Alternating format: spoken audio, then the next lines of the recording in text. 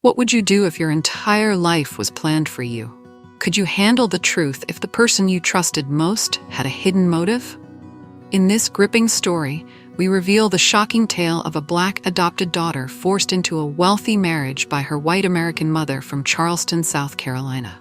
What starts as a story of family and ambition takes a dark turn when the daughter discovers a truth that leaves her questioning everything.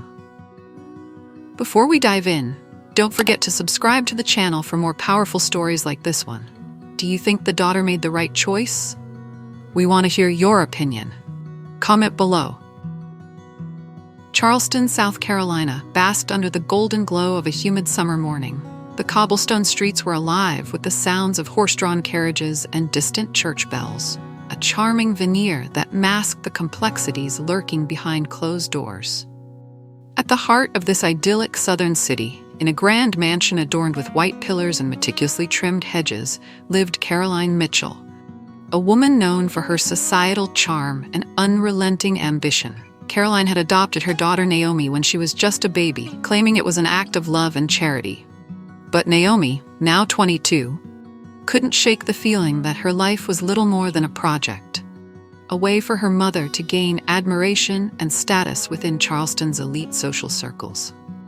Naomi, with her rich brown skin and natural curls, stood out in a world of whitewashed Southern traditions. Growing up, she was constantly reminded by Caroline to act proper and be grateful for the life she had been given.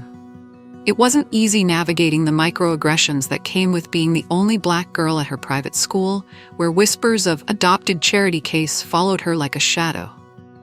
The Mitchells were wealthy, no doubt about it, and Naomi never wanted for material things. But deep inside, she yearned for something money couldn't buy, a sense of belonging and unconditional love. Caroline, however, seemed more concerned with appearances than Naomi's feelings.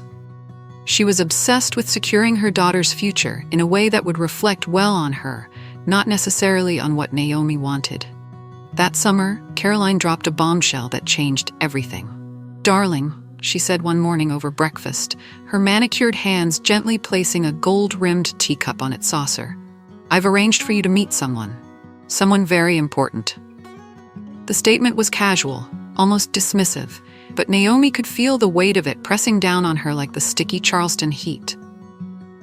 "What do you mean, meet someone?" Naomi asked, her heart sinking. "A man," Caroline replied with a practiced smile. "A well-established gentleman from an influential family. He's looking for a wife, and I think you'd be perfect." Naomi's fork clattered onto her plate. "A wife? Mom, are you serious? This is the 21st century. You can't just marry me off like some kind of transaction." Caroline's smile faltered for a brief moment before returning with twice the force. "Oh, sweetheart, don't be so dramatic. This isn't some medieval arrangement. It's an opportunity. Think about your future. You'll never have to worry about money or stability. He's exactly what you need." But Naomi didn't need this. What she needed was a voice, a say in her own life. As Caroline's words sunk in, Naomi realized this was more than a conversation. It was a declaration of war on her autonomy. The tension in the room was palpable, the kind that felt like it could shatter the delicate china at any moment. Naomi pushed her chair back and stood, her hands trembling. "I'm not doing this," she said firmly, though her voice quivered with uncertainty. "You can't control me anymore." But as she stormed out of the dining room, she couldn't help but wonder. Could she really break free from Caroline's grasp?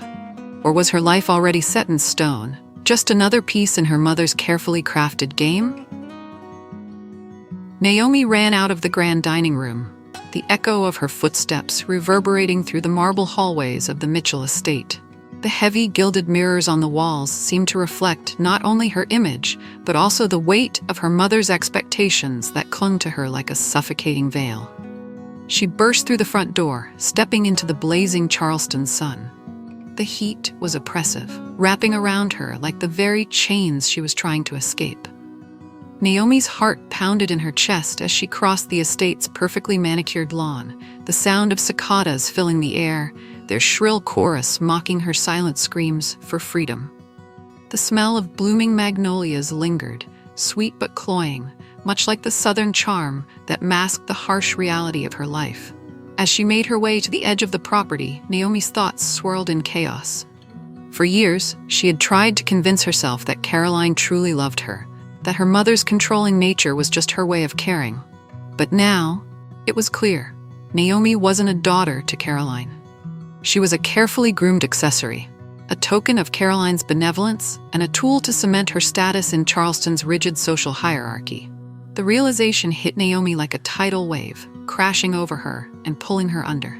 She stumbled slightly, catching herself against the white picket fence that bordered the estate. The sharpness of the wood against her palm grounded her, even as her mind raced. Charleston had always felt like a gilded cage to Naomi. The city's beauty, its historic homes with wrought iron balconies, the sprawling live oaks draped in Spanish moss, had once seemed magical to her. But as she grew older, she began to see the cracks beneath the surface. The polite smiles of the social elite often concealed judgment and prejudice. The charity galas and church fundraisers were less about helping the community and more about maintaining appearances. And for Naomi, the microaggressions were constant reminders that she would never truly belong. People would compliment her hair, but only when she straightened it. They'd praise her manners, but only if she adhered to Caroline's strict guidelines on how to behave. Naomi often wondered about her biological family. Who were they? Did she have her mother's laugh or her father's eyes? Caroline had always been tight-lipped about the adoption, brushing off Naomi's questions with vague answers or a change of subject. "Why does it matter?" Caroline would say. "We're your family now." But for Naomi, it mattered. She had always felt like a puzzle missing crucial pieces, and now as she stood on the cusp of adulthood, those missing pieces felt more important than ever.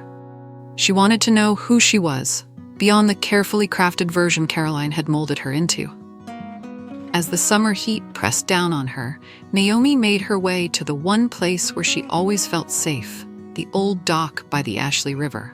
The dock had been abandoned for years, its wood weathered and gray, but it was Naomi's sanctuary. She sat down at the edge, letting her legs dangle over the water.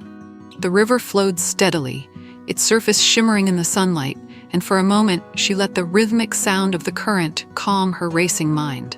She had so many questions, so much anger and confusion. Why had Caroline adopted her in the first place? Was it really an act of love, or had it been a calculated decision to enhance her social image?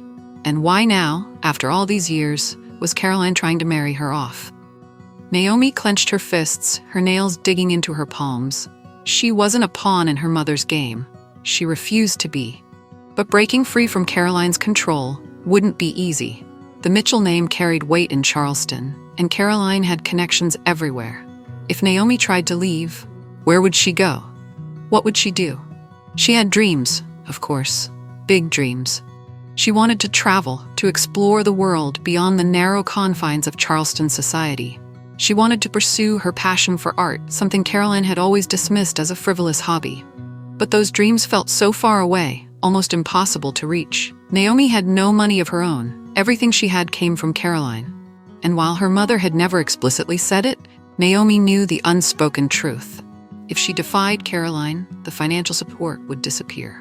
The thought of starting over from scratch was terrifying, but as Naomi looked out at the river, a spark of determination ignited within her. She couldn't keep living like this, constantly bending to Caroline's will. She deserved more freedom, more autonomy, more happiness. She thought about the many young women in Charleston who had been trapped by similar expectations, their lives dictated by their families and societal norms. Naomi didn't want to become another statistic, another story of a girl who gave up her dreams to fit into a mold she never chose. She wanted to be more than that. Naomi pulled out her phone, her fingers trembling slightly as she opened a search engine. She didn't know exactly what she was looking for. Maybe information on scholarships, maybe resources for adopted children searching for their birth families. She just knew she had to start somewhere. The dock creaked beneath her as a soft breeze rolled in from the river, carrying with it the scent of salt and freedom. Naomi didn't have all the answers yet, but for the first time, she felt a glimmer of hope. She would find a way to break free. She had to. That night, Naomi lay awake in her room, staring at the high ceiling of the mansion that had always felt more like a museum than a home. The antique chandelier above her cast faint shadows on the walls, its ornate crystals catching the light of the moon. The room, with its plush carpets, vintage furniture, and meticulously curated art pieces, was a stark reminder of the life she was expected to live. But tonight, the weight of it all felt unbearable. Her mother's ultimatum rang in her ears. "You'll meet him, and that's final. I've worked too hard to give you this life for you to throw it away." Naomi's heart sank as she thought about the man her mother had chosen for her. She didn't know his name, his face, or his story, and yet he already represented everything she wanted to escape from. He was a symbol of control, of Caroline's unrelenting grip on her life. Naomi hated the idea that her mother saw her as nothing more than a chess piece to be moved strategically, a way to secure an alliance with another wealthy family. The thought made her stomach churn. As the hours passed, Naomi's mind wandered back to her childhood. She remembered being 7 years old, sitting on the porch steps of the mansion while Caroline entertained guests inside. The guests would fawn over her, commenting on how exotic she looked and how lucky she was to have been adopted by someone like Caroline. At the time, Naomi didn't understand the weight of those words. She didn't know that exotic was a veiled reminder that she didn't truly belong, or that lucky was code for indebted. But now, as an adult, she saw the layers of patronization and prejudice for what they were. She also remembered the moments of defiance that had defined her adolescence, when she refused to straighten her hair for a charity gala, opting instead to wear it in its natural curls, when she snuck out to attend a protest for racial justice in downtown Charleston, despite Caroline's warnings about how it would look to their social circle. Those moments had been small acts of rebellion, but they were also glimpses of the person Naomi wanted to be, someone unafraid to stand up for herself and her beliefs. Still, defiance came at a cost. Caroline's punishments weren't physical or overtly cruel, but they were calculated. She'd withhold affection, make cutting remarks disguised as concern, or remind Naomi of everything she'd done for her. "I saved you from a life of poverty," she'd say. "You have no idea how lucky you are." Naomi's guilt would always creep in, silencing her, making her question whether she was being ungrateful. But now, as she lay in bed, she realized that Caroline's sacrifices were never about love. They were about control. The next morning, Naomi woke up with a sense of resolve. She couldn't keep living like this, constantly torn between guilt and the desire for freedom. She needed answers. She needed to know why her mother had adopted her in the first place, and why she was so desperate to marry her off now. But most importantly, she needed to know who she really was, beyond the version of herself that Caroline had crafted. Naomi decided to start with the one place Caroline would never suspect: the family's attic. The attic was a sprawling, dusty space filled with forgotten relics of the Mitchell family's past. Naomi had only been up there a few times as a child, always under Caroline's watchful eye. But now, as she climbed the creaking staircase and pushed open the heavy door, she felt a strange sense of anticipation. The air was thick with the smell of old wood and mothballs, and the dim light from a single bulb cast long shadows across the cluttered room. She began sifting through boxes, careful not to disturb anything too obviously. Most of the boxes contained mundane items, old photo albums, faded letters, and forgotten knickknacks. But after nearly an hour of searching, Naomi found a box labeled "Adoption Records." Her heart raced as she opened it, her hands trembling. Inside, she found a stack of documents, some yellowed with age, others more recent. The first document she pulled out was her adoption certificate. It listed Caroline as her adoptive mother, but the space for her biological parents' names was blank. Naomi frowned, flipping through the papers until she found a medical record from the hospital where she had been born. The name of the hospital was familiar. It was in Charleston, not far from where she lived now. But what caught her attention was a note scribbled in the corner of the page. "Private arrangement. No legal disputes." Naomi's brow furrowed. What did that mean? She dug deeper, pulling out a letter addressed to Caroline from an attorney. The letter was dated 22 years ago, just a few weeks before Naomi's adoption was finalized. It was brief and formal. thanking Caroline for her discretion and confirming that the adoption had been handled outside the standard channels to avoid complications. A chill ran down Naomi's spine. Why would Caroline go to such lengths to adopt her? And why had she never mentioned any of this before? Naomi's mind raced with questions. Had Caroline known her biological parents? Had there been some sort of deal involved? The idea made Naomi's stomach churn. As she continued to dig through the box, she found something that made her breath catch: a photograph. It was a Polaroid of a young black woman holding a newborn baby. The woman had Naomi's eyes, her smile, her hair.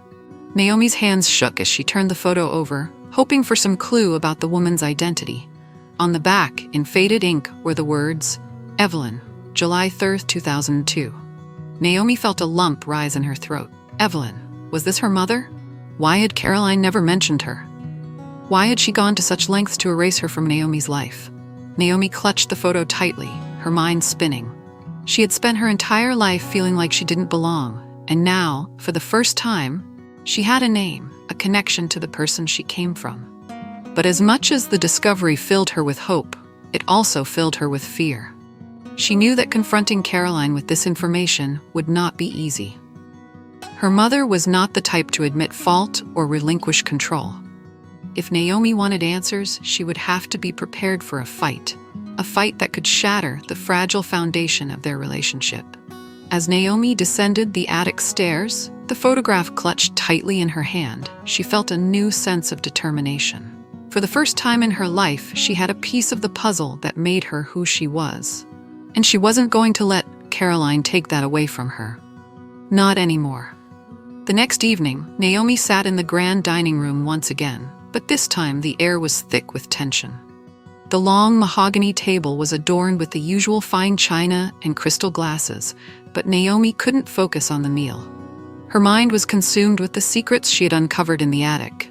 The photograph of Evelyn burned a hole in her pocket, and the words on the back, her mother's name and the date, echoed in her thoughts.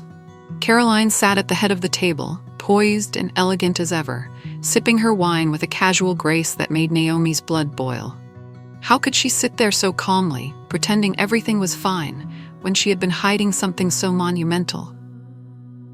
"Is something on your mind, Naomi?" Caroline's voice broke the silence, her tone sharp but controlled. She had a way of masking her criticism in polite phrases, but Naomi knew her too well to be fooled.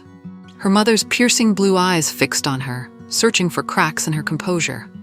Naomi took a deep breath, her fingers tightening around the edge of the table.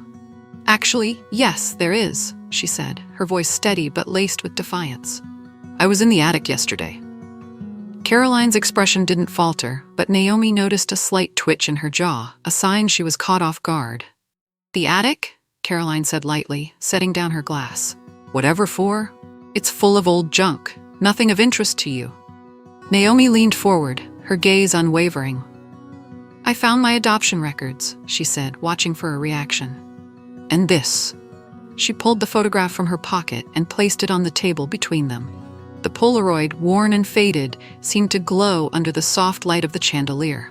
Caroline's eyes flicked to the photo, and for the first time in Naomi's life, she saw something close to panic flash across her mother's face. Caroline quickly regained her composure, leaning back in her chair and folding her hands neatly in her lap. "I see," she said, her voice cold. "You've been snooping where you don't belong." "Where I don't belong?" Naomi's voice rose, her frustration spilling over. "This is my life, Caroline. I have a right to know where I came from, who I came from. Why did you hide this from me? Who is Evelyn?" Caroline's lips pressed into a thin line, and for a moment she said nothing. The silence stretched between them, heavy and oppressive. Finally she spoke, her words measured and deliberate. "Evelyn was your birth mother," she said. "She was young, unprepared, and unable to care for you. I gave you a life she never could have provided." Naomi's fists clenched under the table. "You mean you erased her?" she said, her voice trembling with anger. "You made sure I'd never know about her, never have a chance to decide for myself. Why, Caroline? What were you so afraid of?" Caroline's eyes hardened, her carefully constructed mask beginning to crack. "You don't understand, Naomi," she said, her voice rising slightly. "Evelyn wasn't fit to raise a child. She came from nothing, and she would have given you nothing. I saved you. I made you into someone who matters, someone who belongs." "Belongs?" Naomi shot back, her voice filled with incredulity. "To what? To you? To this world of fake smiles and shallow people who only see me as a reflection of your charity? I don't belong to anyone, Caroline, and I don't need you to decide what my life should look like."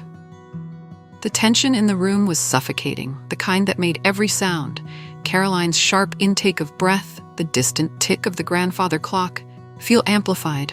Naomi stared at her mother, daring her to say something, to justify the lies and manipulation that had shaped her life. But Caroline said nothing, her silence more damning than any words could have been. Naomi stood, her chair scraping loudly against the polished floor. "I'm done letting you control me," she said, her voice firm. "I'm going to find out the truth about Evelyn, about who I am, and whether you like it or not, I'm going to live my life on my own terms." Caroline's expression remained icy, but Naomi thought she saw a flicker of something, fear, perhaps, or even regret, in her mother's eyes. "If you walk out that door," Caroline said slowly, her voice low and dangerous, "you're on your own. No money, no support. Do you really think you can survive without me?" Naomi's heart pounded, but she refused to let her fear show. "I'd rather struggle and be free than live in your shadow," she said, turning on her heel and walking toward the door. She paused in the doorway, glancing back at Caroline one last time. "I don't need your money, and I don't need your approval. I need the truth." As she stepped out into the cool night air, Naomi felt a mix of fear and exhilaration. She didn't know what lay ahead or how she would piece together the fragments of her past, but for the first time in her life, she felt a sense of purpose. She wasn't just running away, she was running toward something, toward the truth, toward freedom, toward herself. Naomi stood on the steps of the mansion, the cool night air brushing against her skin as the weight of her decision settled in. Behind her, the house loomed like a monument to everything she was leaving behind: control, manipulation, and a life that had never truly felt like her own. Ahead, the Charleston streets stretched out in a maze of possibilities. For the first time, Naomi felt free, though the path forward was uncertain.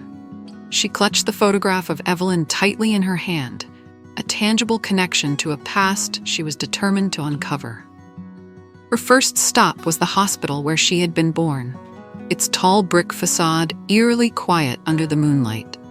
She had memorized the address from the adoption records and knew she wouldn't get all the answers tonight, but it was a start. Walking through the automatic doors, she approached the front desk with a sense of purpose. The receptionist, a kind-looking older woman, glanced up and smiled. "Can I help you, sweetheart?" she asked. Naomi hesitated for a moment before replying, her voice steady. "I'm looking for records about my birth mother. Her name was Evelyn, and I was born here." The woman frowned slightly, her hands pausing over the keyboard. "Well, honey, our records from that far back aren't usually available without some authorization, but let me see what I can find." Naomi waited, her heart pounding as the receptionist typed away. After a few moments, the woman looked up with a sympathetic expression. "I'm sorry, but I can't release any details without more paperwork. You might want to try contacting our legal department."